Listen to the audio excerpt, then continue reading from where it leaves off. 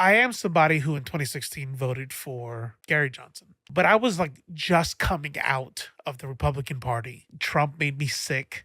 Watching my friends and even my family turn into people that I didn't recognize. As a new ex Republican, there was still a lot of BS that I believed about Hillary and that I would unlearn later.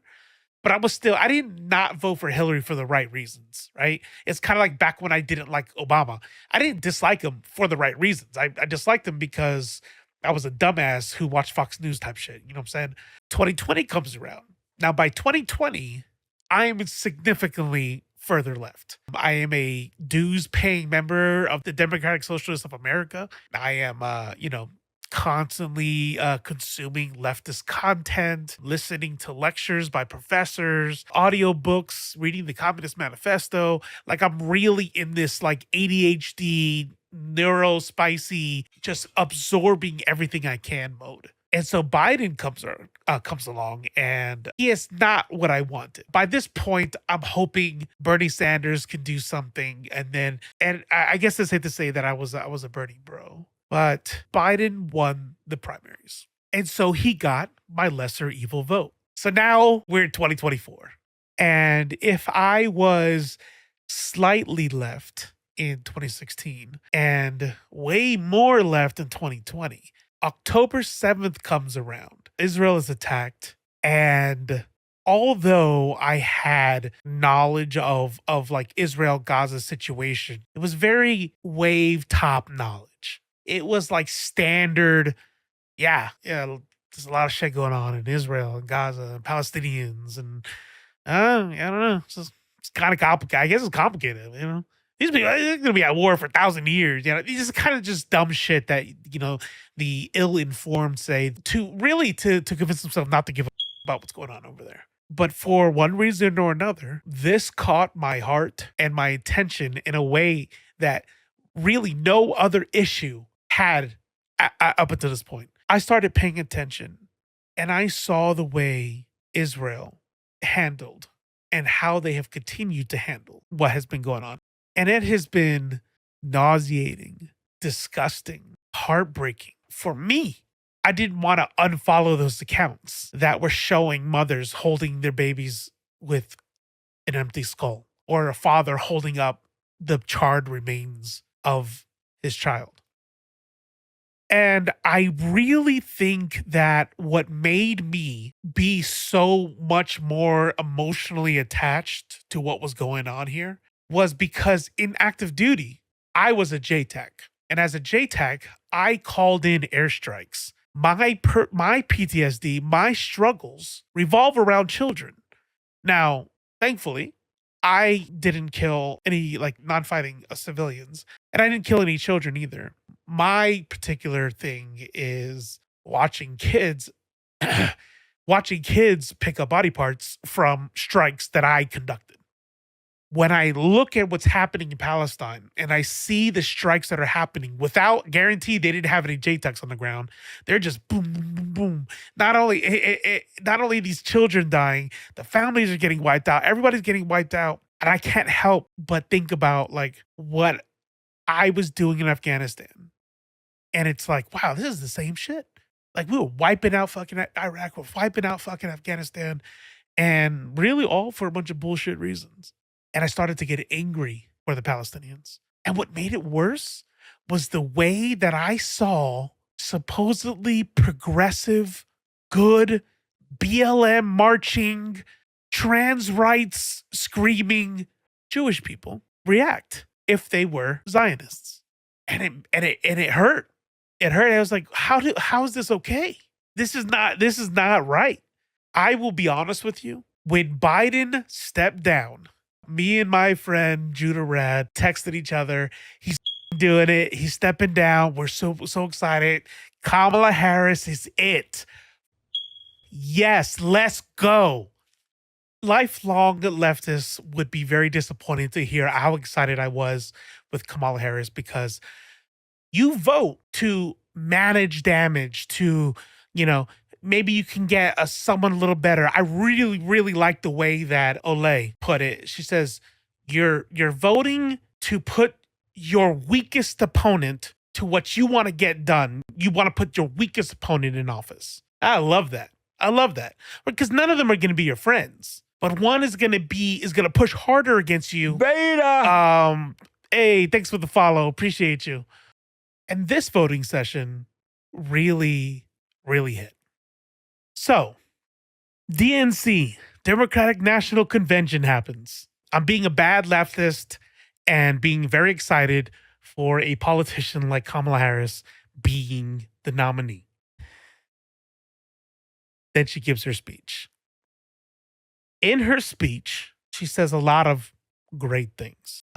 She talks about reproductive rights, defeating Trump, right? And she punches back, which I think is long overdue for sure. It was entertaining. It was good. And you know what? I think it's good to laugh. But I noticed that she was very quiet about Palestine. And while I laughed and I smiled, I did so with reservation because she hadn't talked about Gaza yet. And I was nervous. Like I almost felt like how it would feel on election night. I just had a feeling in my stomach because I already knew what I was resigned to do. And then it comes up. With respect to the war in Gaza, President Biden and I are working around the clock because now is the time to get a hostage deal and a ceasefire deal done.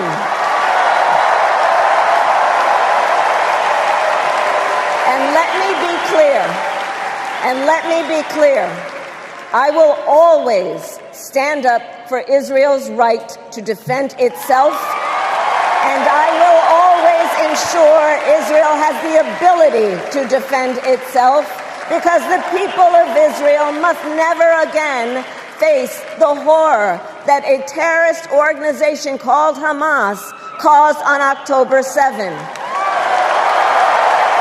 including unspeakable sexual violence and the massacre of young people at a music festival. We have to make sure and take note that the unspeakable sexual violence never happens again. And I was in the kitchen, Maneater was on the couch, and I could tell Maneater knew what I was thinking because she looked at me like, oh no. And I would be lying if I said I didn't cry. I would admit if I cried. I am a crier, okay? I cry. I didn't cry. But there was this this gut punch. Because Israel is absolutely in the middle of a genocide currently. They are conducting a genocide. They are executing a genocide right now. And she brings up not only the right to self-defense when they are not defending themselves, even if you wanted to make an argument, right? Because there is an argument, by the way. How do you defend yourself against the people you're oppressing, the people you are occupying, the people who are not a nation? But even if we set that aside for a second, you defended yourself when? October 8th? October 9th, October 10th. Are you still defending yourself?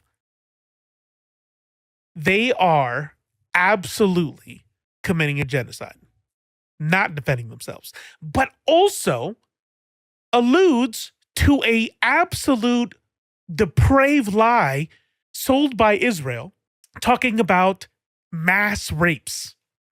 And exactly like CG said, yes, exactly. It's likely that there was rape, but not the stories that were made up and not premeditated. Absolutely, 100%. But on the level that they're talking about, babies stuffed into ovens, like this, these are lies. They're lies. And in both of those statements about the self-defense, they're not doing self-defense. They're committing a genocide. And the unspeakable sexual violence, Now, she didn't say mass rapes, and some people are saying, well, she didn't say mass rapes. Well, rape happened in every war.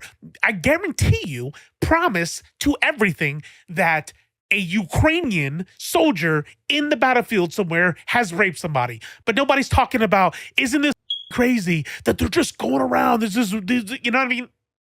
So she says that. And then she says, I'm going to continue to give them the means to defend themselves. So if we know they're not defending themselves, we just got to go ahead and attach the fact that whatever's happening right there, whatever has happened since October 7th, she is calling self-defense. And what she is saying is, I am going to continue to arm them. Everybody has a red line.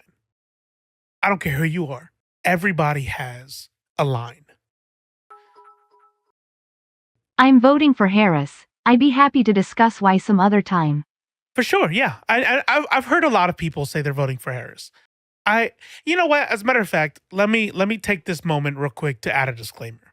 When it comes to voting, I'm telling you what my position is and where I stand now, and that is not to say that I think anybody who doesn't share that position is a piece of shit. If you vote for Kamala Harris because, like what Ole said, you need the weakest opponent to what you want to get done to get into office. I get that. I get that. If you no, it's for my safety, right? If you're black, if you're a dreamer, right? If you're Mexican, if you're a woman, if you have ovaries, if you're trans, I think it totally makes. I get it. I'm with you. You feel you have to vote for Kamala Harris. I got you. I got it. At the convention, there was a group of uncommitted voters who had some demands. And one of those demands was to let a Palestinian American representative speak. At the DNC, they had parents of Israeli hostages speak. They had Republicans speak, but not one Palestinian American was invited or allowed to speak up there. And while they were saying that, she doubles down and says, I will continue to let them have the means. Do I think Trump would be worse? Sure. But when a genocide is being committed, there's no better genocide, right? There's no, oh, well, he's going to do a genocide way worse than she's going to do a genocide. So I'm going to pick the better genocide. There's no such thing. It's just genocide. It is my line. And she hasn't said that she is going to pull out of it. She hasn't chastised Israel for how they're doing it. She talks about the suffering of Palestinians in this abstract sort of way, suffering, right? Like people who, stub their toe are suffering. And at this point, I cannot vote for her. I will not vote for Kamala Harris unless between now and then she changes her position on Gaza. I don't know if I know exactly what I need her to do or say. I guess I feel like I would know it if I hear it. Just like I didn't know exactly what she could say to lose my vote, but I knew it when I heard it. And I heard it that night. Between now and November 7th, there are hundreds of thousands, if not millions of uncommitted voters who will not be voting for her. And the race is close. It is possible that if those people, like for example, in Michigan, a swing state with a very high Muslim population, with Georgia, a swing state, the one I vote in, also with a high Muslim population, she could lose Georgia and she could lose Michigan. And I will tell you this much. If she loses, direct your anger at her because she knows we're here. And if it's the person who wants to continue arming a genocide, between them and the people saying, no, we cannot support a genocide, being mad at the people asking her to stop a genocide just doesn't really make any sense to me. If she doesn't change the vote, it is because she believes that courting people to the right of that decision, I'm not saying y'all, but I'm talking about centrists and moderates. If she thinks that the centrists and moderates and independents, by holding her support for Israel, she will gain enough to beat Trump? Maybe she will. Maybe she will. But if she doesn't, that means that she will have chosen deliberately to ignore the uncommitted voters.